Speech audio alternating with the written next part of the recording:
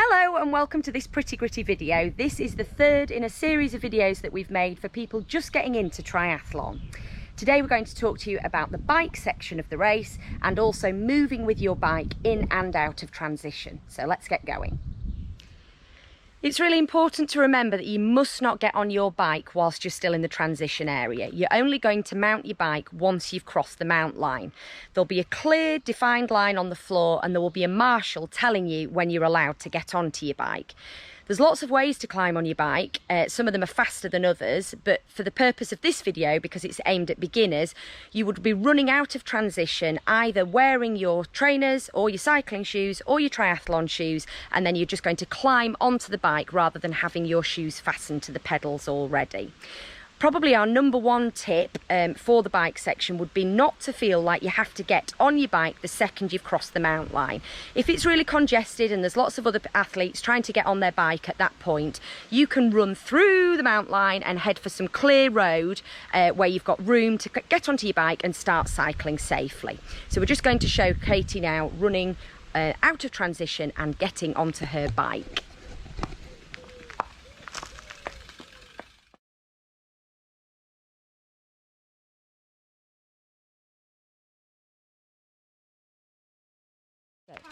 Past the mount line, onto her bike, and away she goes.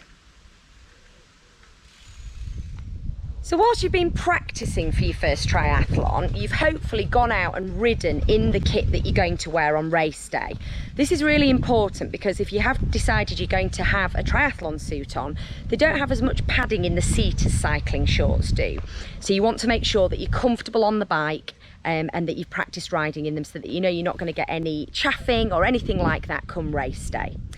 Once you get back after the cycle and you're coming back into transition, you're going to have exactly the same thing but in reverse. This time you need to make sure that you are off your bike before you cross the dismount line. Again, there will be a marshal there telling you to get off your bike. You just need to make sure that you have done that before your front wheel has crossed over the line. So here comes Katie, finishing her bike leg of the triathlon, coming into transition.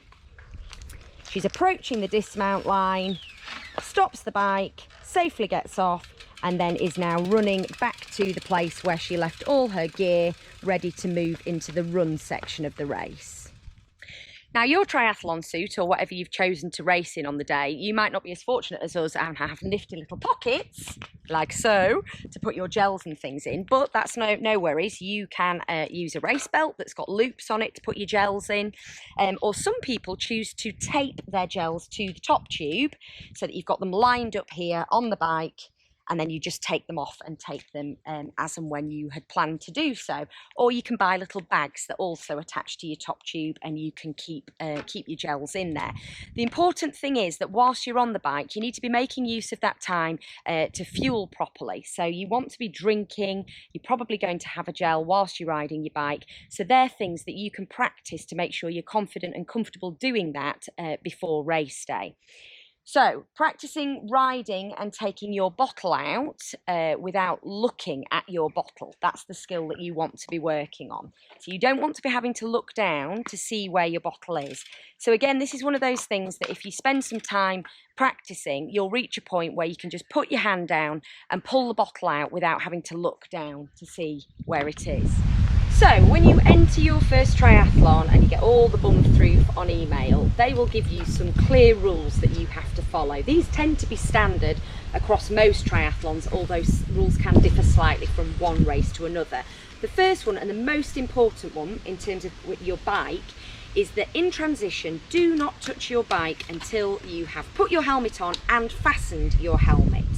So the best place to put it when you rack your bike at the start of the day is on your handlebars so that you don't miss it. If you put it down on the floor in transition, the chances are in the excitement and the hurry to get out on your bike, you may miss putting it on. So hang it here, put it on, clip it, and then do everything else that you've got to do. So that would be a violation, wouldn't it, if they miss that? That would be a violation. I think in your first triathlons they might tell you on your way out, you're not clipped up here, we'll let it go, but for other races they may give you a penalty violation. Yeah.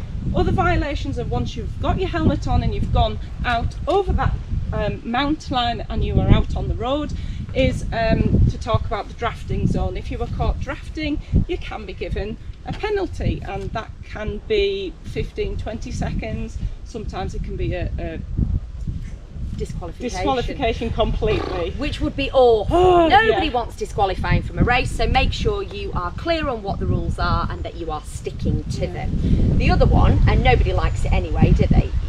Hopefully none of you watching are litter bugs, but you will be penalised for dropping litter anywhere out on the course. So just borrow Katie's gel, so you have your gel, and then what you don't then do is that. What you do instead, get your other one, where I tend to stick them when I've had my gel is down here. So just push your empty wrapper down there. You'll end up with really funny shaped boobs, but then you can get rid of them when you get back to transition in the correct place, and you won't end up in bother. And that can also apply to equipment as well. So if you had a dodgy pair of glasses that were broken, you throw them away, you would get a penalty for that too.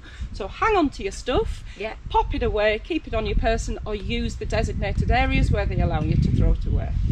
Top work. Yeah, no violation. So that's the end of our little beginner's guide to the bike leg of your triathlon. If you missed the first two videos where we talk about all the kit and paraphernalia that you may or may not need for your first triathlon, and then the second one was focusing on swim tips as well, go back and check them out. If you haven't already liked this video, please give it a thumbs up, and please remember to subscribe to the channel too for more useful videos like this one. We'll see you again next time.